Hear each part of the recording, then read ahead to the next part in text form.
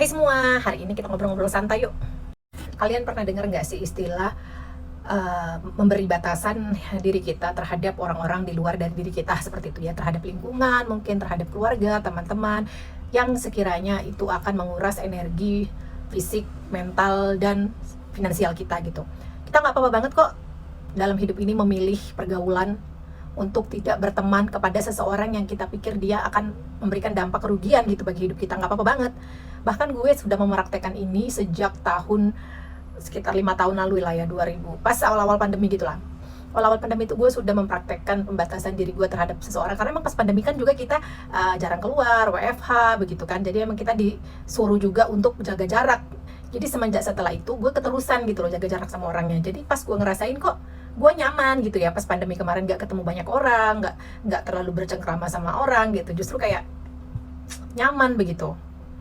Dan pada akhirnya setelah itu gue sadarin ternyata selama ini kita itu pusing, kita itu stres, kita itu hidupnya nggak seimbang, itu karena lingkungan, karena orang-orang yang nge-push kita untuk melakukan sesuatu yang mereka inginkan, bukan berdasarkan kita inginkan begitu.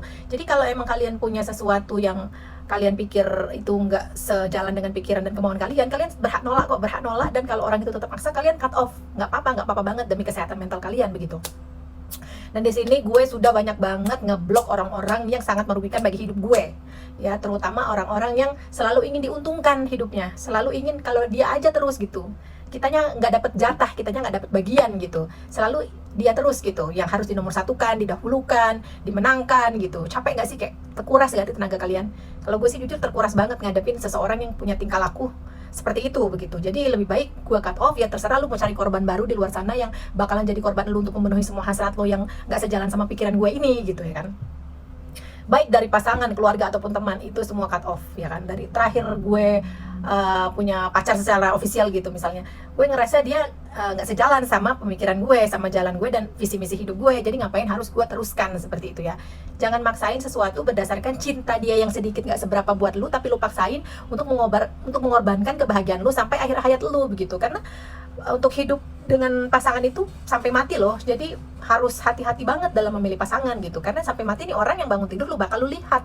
Jadi nggak apa-apa banget kalau lu pada akhirnya lu kehilangan cinta sementara lu yang nggak seberapa ini untuk mendatangkan cinta yang lebih besar ke dalam hidup lu begitu.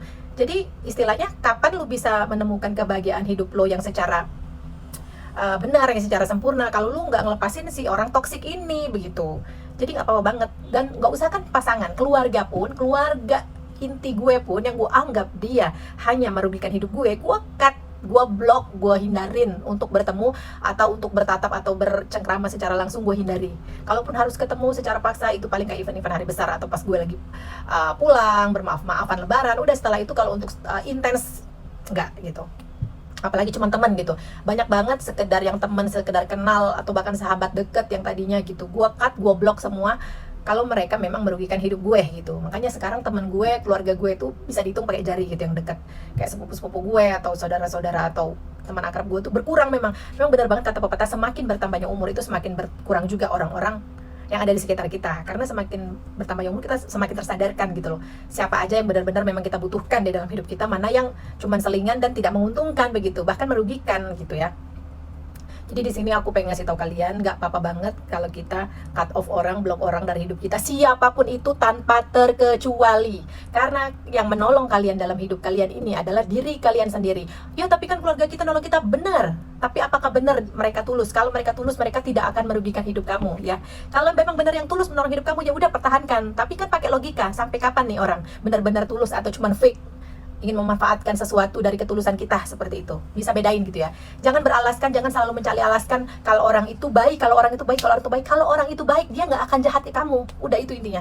Jadi nggak ada tanpa terkecuali. Mau itu keluarga inti kamu, mau itu keluarga jauh kamu, mau itu pacar kamu, mau itu suami kamu, mau itu anak kamu, selama mereka merusak mental, finansial, dan fisik kamu, mereka wajib kamu jauhi.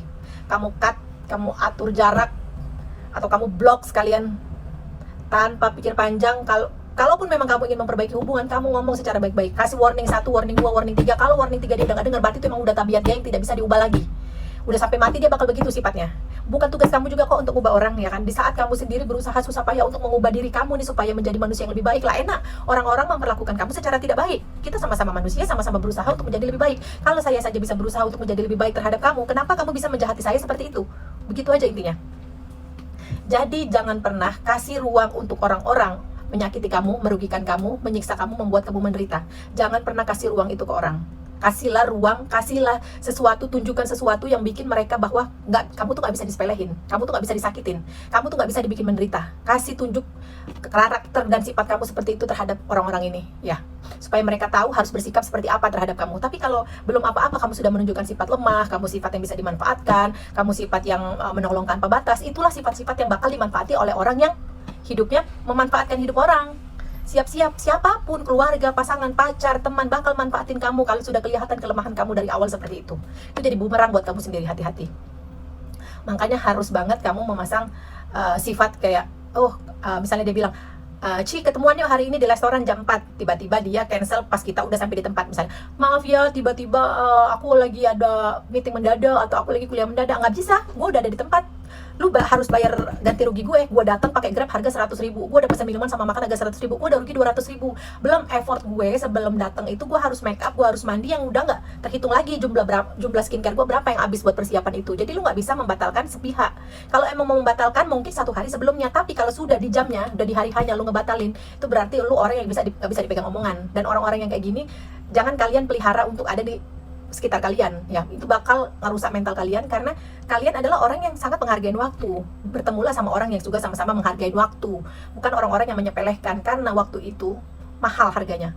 Orang itu sudah menyiapkan waktu untuk bertemu sama kamu aja, dia sudah mengorbankan waktunya yang lain. Kamu nggak pernah tahu orang yang sudah datang buat kamu ini, mungkin dia meng-cancel schedule-nya yang lain, dia nggak bilang aja ke kamu. Mungkin tadinya dia harusnya juga kuliah, atau dia harusnya meeting, atau harus yoga, atau harus olahraga, atau dia schedule yang lebih penting dari itu, tapi dia cancel karena dia orangnya tepat janji. Karena dia tahu sudah janji sama kamu, dan dia prioritaskan karena berjanji dengan kamu yang dibikin duluan, dia bertemu sama kamu duluan.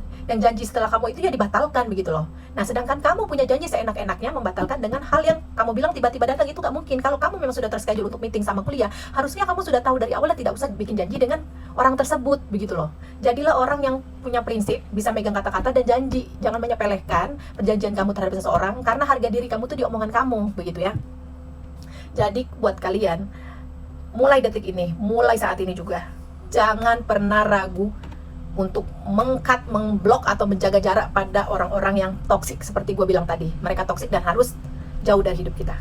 Terima kasih sudah nyaksiin saya. Tunggu video selanjutnya. Love you!